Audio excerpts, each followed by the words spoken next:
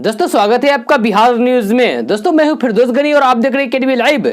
दोस्तों आज हो चुका है महीने की पहली तारीख 1 अगस्त 2020। तो आज की बिहार की टॉप न्यूज लेकर आए आपके लिए। दोस्तों वीडियो स्टार्ट करने से पहले आपसे एक रिक्वेस्ट है, अगर आप नए आए इस चैनल पर तो चैनल को सब्सक्राइब करके बेल आइकन को भी प्रेस कर दीजिए और साथ में वीडियो को लाइक कीजिए, अपने दोस्तों के साथ शेयर भी कीजिए। तो चलिए दोस्तों स्टार्ट करते हैं आज का न्यूज। बिहार में इस वक्त सियासी ड्रामा बहुत ही ज्यादा चल रहा है। बिहार में लाखों किसान ऐसे हैं जिन्होंने खेती के लिए बहुत सारा लोन भी ले रखा है और इस लोन के चलते काफी परेशान भी रहते हैं। ऐसे में किसानों के लिए बिहार सरकार की तरफ से बहुत ही अच्छी खबर आ रही है। खबर के मुताबिक बैंक ने लोन का 70% से लेकर पूरा सूद माफ करने तक की योजना बनाई है। इससे किसानों को फायदा हो सकता है तथा इन्हें दोबारा लोन लेने में भी कोई भी परेशानी नहीं होगी। सरकार का यह फैसला गरीब किसानों के लिए किसी चमत्कार से कम नहीं है। सरकार किसानों के लोन को माफ करने की सोच रही है, हालांकि अभी तक इसका कोई भी फाइनल डिसीजन नहीं आया है। बिहार के कई जिलों में बाढ़ का प्रकोप जारी है, जिससे उन जिलों की हालात दिन प्रतिदिन खराब होती जा रही है।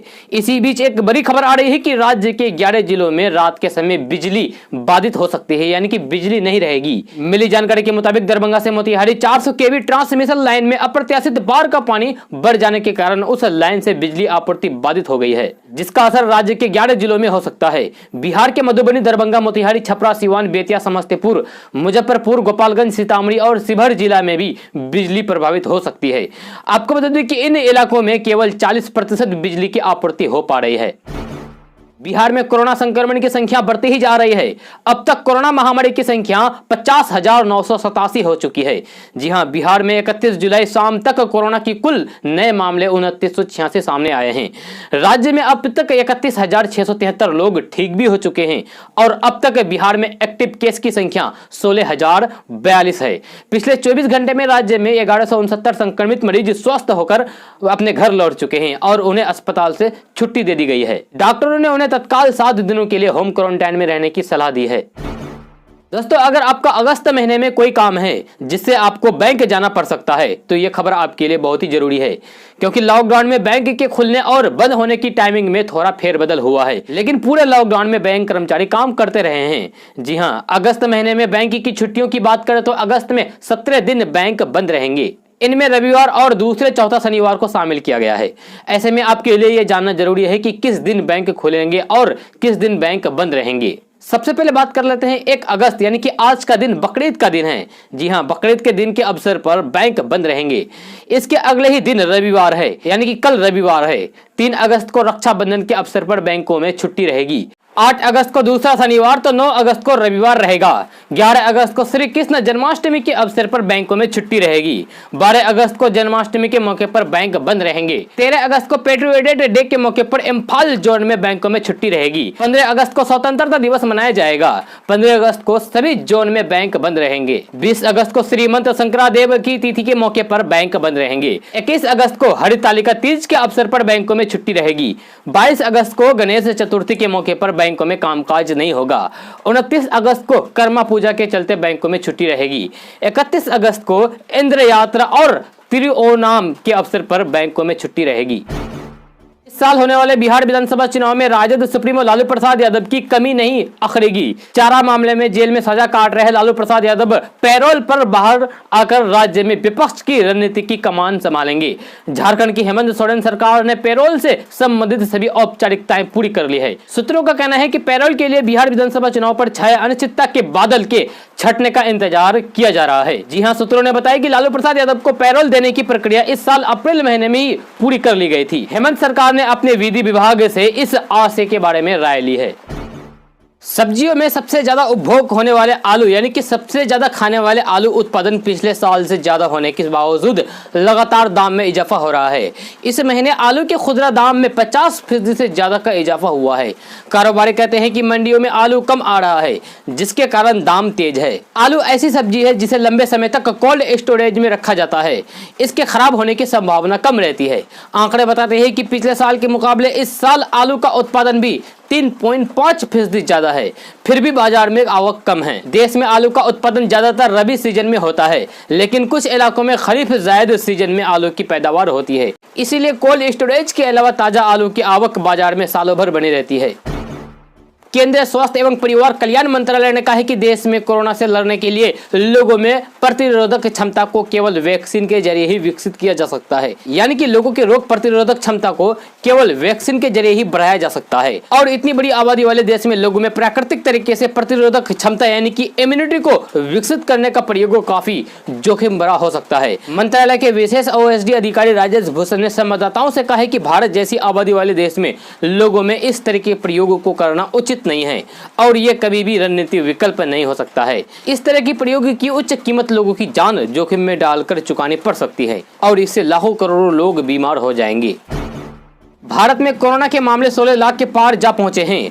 देश में पिछले 24 घंटे में पहली बार 55,000 से ज्यादा कोरोना के नए मामले सामने आए हैं।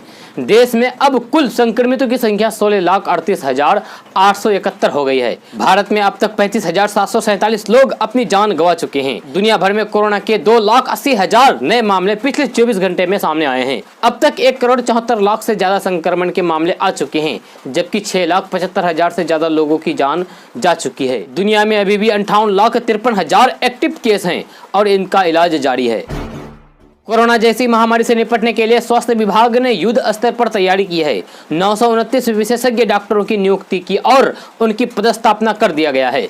जल्द ही 9,001 ग्रेड नर्स की नियुक्ति भी होने जा रही है। बिहार तकनीकी सेवा आयोग में इनकी चयन की प्रक्रिया अंतिम चरण में है। ये जानकारी राज्य के स्वास्थ्य मंत्री मंगल पांडे ने दी है। उन्होंने बताया कि इनके अलावा लगभग 4,000 मेडिकल अफसर के चयन की प्रक्रिया चल रही है। मंत्री ने कहा है कि हर दिन जांच की क्षमता और स्वास्थ्य सुविधाओं में लगातार वृद्धि की जा रही है। राज्य के सभी प्राथमिक स्वास्थ्य केंद्रों तक जाँच में तेजी लाई गई है। हर दिन जाँच की क्षमता बढ़कर 20,000 से ज्यादा हो गई है।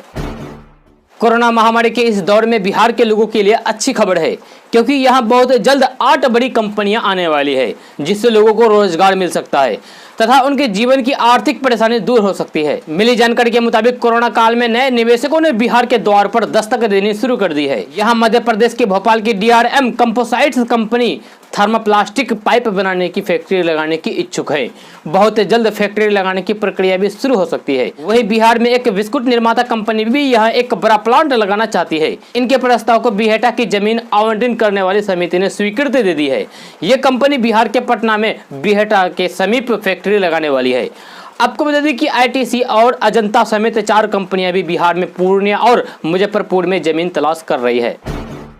देश की जानी मानी स्टील कंपनी टाटा स्टील ने प्याज के स्टोरेज के लिए नया तरीका निकाला है। टाटा स्टील की कंस्ट्रक्शन सॉल्यूशन ब्रांड ने नेस्ट इन ने प्याज के स्टोरेज के लिए एग्रोनेस्ट लॉन्च किया है, जिसका उद्देश्य मौजूदा स्तर से प्याज की बर्बादी को आधे से कम करना है। नेस्ट इन और इनोवेट टीमों ने एग्रोनेट को विकसित किया है। ये एक स्ट्रक्चर डिजाइन के साथ एक वेयरहाउस सॉल्यूशन उपलब्ध कराता है, जो हवा प्रवाह बेहतर करता है। नया वेयरहाउस बड़ा है और ये प्याज के लंबे और सुरक्षित भंडारण के लिए अनुकूल है। ये किफायती लागत में फसल को कम से कम नुकसान सुनिश्चित करता है। 1 अगस्त से यानी कि आज से कई वित्तीय परिवर्तन होने जा रहा है। कई चीजें सस्ती होने जा रही है और कई चीजें इसमें महंगी भी होने जा रही है।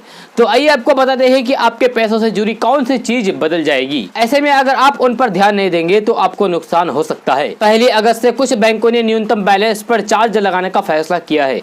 3 मुफ्त ट्रांजैक्शन के बाद ग्राहकों से चार्ज वसूला जाएगा। इन बैंकों में bank of Maharashtra, axis bank और कोटक महिंद्रा बैंक शामिल है। बैंक ऑफ महाराष्ट्र में बचत खाता धारकों को मेट्रो और शहरी क्षेत्र में अपने खाते में न्यूनतम 2,000 रुपये रखना होगा, जो पहले 500 रुपये था। यदि शेष राशि 2,000 रुपये से कम है तो बैंक मेट्रो और शहरी क्षेत्र में 75 रुपये, अर्ध शहरी क्षेत्र में 50 रुपये और ग्रामीण क्षेत्र में 20 रुपये प्रति माह शुल्क लगेगा।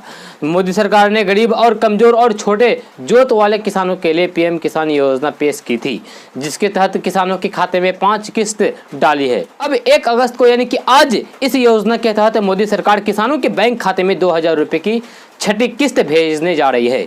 जी हां, आपको बता दें कि PM किसान योजना की 5वीं किस्त 1 अप्रैल 2020 को जारी की गई थी। सरकार ने योजना की शुरुआत के बाद से देश के 9 करोड़ 85 लाख किसानों को नगद लाभ प्रदान किया।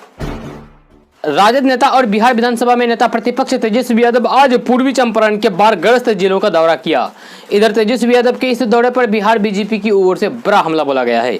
जी हां, पार्टी के प्रदेश प्रवक्ता अरविंद कुमार सिंह ने कहा है कि विधानसभा चुनाव की आहट सुनी तो विपक्षी दल के युवा नेता बाढ़ग्रस्त इलाकों में सैर सपाटे करने के लिए निकल गए। वहां भी सिर्फ तमाशबीन बनकर अपनी आंखें सेक रहे हैं। अरविंद सिंह ने कहा है कि जनप्रतिनिधि का काम सिर्फ चेहरा दिखाकर अपनी हाजिरी बनाना नहीं होता है। नहीं जानते हैं तो सरकार से सीखिए। सरकार सिर्फ बाढ़ राहत केंद्र नहीं चला रही है, मुख्यमंत्री नीतीश कुमार हर दिन खुद इसकी मॉनिटरिंग भी कर रही है। बिहार माध्यमिक शिक्षक संघ के अध्यक्ष केदारनाथ पांडे ने नई राष्ट्रीय शिक्षा नीति का स्वागत करते हुए केंद्र सरकार के इस नीति को लेकर कुछ सवालों का जवाब मांगा है। उन्होंने एक बयान में नई राष्ट्रीय शिक्षा नीति पर अपनी प्रतिक्रिया व्यक्त करते हुए कहा है कि यह राष्ट्रीय शिक्षा नीति स्वतंत्र भारत की तीसरी नीति है जो 6 वर्षों की मशक्कत के बाद अपनी खूबियां और खामियां के साथ सामने आई है। उन्होंने कहा कि शिक्षा की राष्ट्रीय नीति सरकार का दृष्टि पत्र होता है जिसके आलोक में अगले वर्ष में ये काम करती है और कानून बनाकर उसे लागू करती है। इस नीति में एक बात स्वागत योग्य है कि विद्यालय शिक्षा यानी 3 वर्ष से 18 वर्ष तक की शिक्षा को सार्वजनिकरण के दायरे में लाने की बात कही गई है। भारतीय जनता पार्टी के प्रदेश प्रवक्ता अखिलेश कुमार सिंह ने नेता विरोधी दल तेजस्वी यादव के चंपारण दौरे को विविधता के साथ मजाक करार दिया है। उन्होंने कहा कि यादव सुगोली के वार्ड नंबर 12 के आमिर खान के टोले में गए थे और झूठ मूठ के बयान करके वापस चले आए, जबकि वहां पहले से सरकारी स्तर पर व्यापक पैमाने पर राहत कार्य चलाया जा रहा है। जैसे ही वहाँ बाढ़ का पानी आया, पीड़ितों को प्लास्टिक दिया गया। जिला पदाधिकारी ने स्वयं वहाँ का दौरा किया। बाढ़ प्रभावित सहरसा जिले में उद्योग धंधा नहीं रहने के कारण यहां के मजदूर वर्ष में 2 चक्र में 6 महीना दूसरे प्रांतों में जाकर रोजी कमाते हैं। सरकारी आंकड़ों के मुताबिक सहरसा जिले में 12% यानी कि 2,40,000 के करीब मजदूर हैं, जिनमें से करीब 60,000 कुशल श्रमिक हैं। इस वर्ष गेहूं की कटनी के समय में ही कोरोना संक्रमण प्रारंभ होने के कारण अधिकांश मजदूर बाहर जाने की तैयारी में ही रह गए। वही जो प्रवासी मजदूर जो दूसरे प्रदेश से लौट आए हैं, इसे रोजगार से जोड़ने की कवायद चल रही है। इससे इन मजदूरों को जहाँ स्थानीय स्तर पर रोजगार मिलेगा, वहीं इन लोगों को विभिन्न तरह का रोजगार उपलब्ध कराने से इलाके के समग्र विकास की संभावना बन रही है। बिहार के डिप्टी सीएम और भारतीय जनता पार्टी के नेता सुशील कुमार मोदी का कहना है कि मुंबई पुलिस सुशांत सिंह राजपूत मामले की बिहार पुलिस द्वारा निष्पक्ष जांच में रिकॉर्ड डाल रही है। बीजेपी को लगता है कि इस मामले की जांच अब सीबीआई को सौंपी जाए। सुशील कुमार मोदी ने ट्वीट किया जिसमें लिखा है कि मुंबई पुलिस सुशांत मामले में बिहार पुलिस द्वारा निष्पक्ष जांच करने के रास्ते में रुकावट बन रही है। बिहार पुलिस अपना सर्वश्रेष्ठ काम कर रही है, लेकिन मुंबई पुलिस से कोई भी सहयोग नहीं मिल रहा है। बीजेपी को लगता है कि इस मामले को अब सीबीआई को सौंप देना चाहिए। बिहार में बढ़ती संक्रमण की रफ्तार के बीच आंकड़ा 48,000 पार चला गया है। बीते 24 घंटे के दौरान कुल 2,082 नए मामले मिले हैं, जिनमें राष्ट्रीय जनता दल यानी कि आरजेडी सुप्रीमो लालू प्रसाद यादव के समधी चंद्रिका राय भी शामिल है। यानी कि लालू प्रसाद यादव के समधी चंद्रिका राय को भी कोरोना हो गया है। उन्हें पटना के एम्स में भर्ती कराया गया है। पटना एम्स के नोडल पदाधिकारी डॉक्टर संजीव कुमार ने इसकी पुष्टि की है। बिहार के स्कूल कॉलेज मार्च महीने से बंद हैं। फिलहाल खुलने की भी संभावना नहीं दिखाई दे रही है, क्योंकि बिहार सरकार ने साफ कह दिया है कि जब तक केंद्र सरकार इसकी इजाजत नहीं देता है, बिहार में स्कूल कॉलेज नहीं खोले जाएंगी। इसी बीच एक बड़ी खबर आ रही है कि केंद्र सरकार 1 अगस्त से यानी कि आज से अनलॉक 3 शुरू करने वाला है। इसको लेकर गाइडलाइंस भी जारी कर दिया गया है। इस गाइडलाइंस में जानकारी दी गई है कि 31 अगस्त तक सभी स्कूल कॉलेज को बंद रखा जाएगा। अभी फिलहाल इसे खोलने की इजाजत नहीं दी जाएगी। केंद्र के आदेश के बाद यह साफ हो गया है कि बिहार में भी 31 अगस्त तक स्कूल कॉलेज बंद रहेंगे। बिहार में कोरोना के बढ़ते प्रभाव को देखते हुए 16 अगस्त तक राज्य को लॉकडाउन करने का फैसला लिया गया है। बिहार सरकार द्वारा जारी गाइडलाइंस के मुताबिक राज्य के शहरी इलाकों में 16 अगस्त तक लॉकडाउन बढ़ाया गया है, लेकिन इस लॉकडाउन में 10 चीजें खुली रहेगी ताकि लोगों को ज्यादा परेशानी का सामना करना ना पड़े, जिसमें से बैंक, IT और संबंधित सेवाएं, प्रिंट और इलेक्ट्रॉनिक मीडिया, इंटरनेट, दूरसंचार सेवाएं खुली रहेगी। खाद, किराना और कृषि आदानों से संबंधित दुकानें भी खुली रहेगी। सुरक्षा बल, आग और आपातकालीन आपदा प्रबंधन, चुनाव, सार्वजनिक उपयोगिताओं, खाद्य और नागरिक आपूर्ति, कृषि, पशुपालन, नगर निकाय, वन अधिकारी, सामाजिक कल्याण के कार्यालय खुले रहेंगे। केंद्र सरकार और राज्य सरकार के कार्यालय, अपने अधीन कार्यालय और सार्वजनिक निगम 50% कर्मियों के साथ खुला रहेगा। राज्य में टैक्सी और ऑटो सेवा पूरी तरीके से चलेगी। सभी हॉस्पिटल और आवश्यक सेवाएं लॉकडाउन के दौरान जारी रहेगा। पेट्रोल पंप और बिजली उत्पादन की सेवाएं चालू रहेगी। मीट मछली की दुकानें खुली रहेगी। सुरक्षा बलों, सार्वजनिक उपयोगिताओं, आपदा प्रबंधन, बिजली उत्पादन और डाकघरों में कर्मचारियों की न्यूनतम संख्या के साथ कार्य करने की अनुमति दी गई है। व्यावसायिक और निजी संस्थानों को खोलने की इजाजत होगी। बिहार में इन दिनों लोग बाढ़ और कोरोना से काफी परेशान हैं। ऐसे में सरकार तमाम कोशिश कर रही है ताकि लोगों को राहत मिले। इसी कड़ी में जन अधिकार पार्टी के राष्ट्रीय अध्यक्ष पप्पू यादव भी लोगों के बीच पहुंचकर उनकी मदद करने की कोशिश कर रहे हैं। इसी कड़ी में दरभंगा जिले के हाईघाट इलाके में मदद करने के लिए पप्पू यादव बुलेट पर सवार होकर पहुंचे, लेकिन रास्ते में रेलवे का पुल आने के बाद भी पप्पू यादव ने अपना रास्ता नहीं बदला, बल्कि रेलवे लाइन से होकर गुजरे। हैरान कर देने वाली बात यह है कि पप्पू यादव ने जान जोखिम में डालकर रेलवे लाइन के बीचों बीच तेज रफ्तार में बुलेट से रेल पुल को पार किया। इस दौरान उनके आगे पीछे भारी संख्या में समर्थक भी दौड़ते हुए दिखे। गनीमत ये रही कि रास्ते में किसी भी तरह की कोई अप्रिय घटना नहीं हुई। जिस रास्ते पर चलना मुश्किल है वहां पप्पू यादव ने नियमों की धज्जियां उड़ा दी है। पप्पू यादव ने इसी रास्ते से हाईघाट पहुंचकर रेल पटरी पर रात गुजारने वाले बाढ़ पीड़ितों से मुलाकात की और उनकी समस्याओं के बारे में सुना।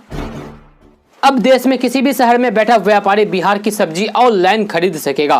सौदा ऑनलाइन तय होगा और तय समय में आपूर्ति की व्यवस्था यहां की समिति करेगी। इसके लिए सहकारिता विभाग के अधीन बना वर्ड फेज राज्य के सभी प्रखंडों में प्राथमिक सब्जी उत्पादन सहकारिता समिति का निर्माण करेगा। साथ ही उसे इलेक्ट्रॉनिक नेशनल एग्रीकल्चर मार्केटिंग से भी जोड़ा जाएगा। इसके अंदर स्थानीय लोगों के लिए अपनी मंडी भी होगी। पूरी योजना को इनाम से जोड़ने में तो थोड़ा वक्त लगेगा, लेकिन राज्य के अंदर खरीद बिक्री की व्यवस्था जल्द ही होगी। दोस्तों आज का न्यूज़ बस यहाँ तक। कैसा लगा जरूर अपना सुझाव दीजिएगा नीचे कमेंट बॉक्स में कमेंट करके। अगर आप नए आए इस चैनल पर तो चैनल को सब्सक्राइब करके बेल आइकन को भी प्रेस कर दीजिए और साथ में वीडियो को लाइक कीजिए, अपने दोस्तों के साथ शेयर भी कीजिए। तो चलिए दोस्तों फिर मिलते हैं अगली वीडियो में।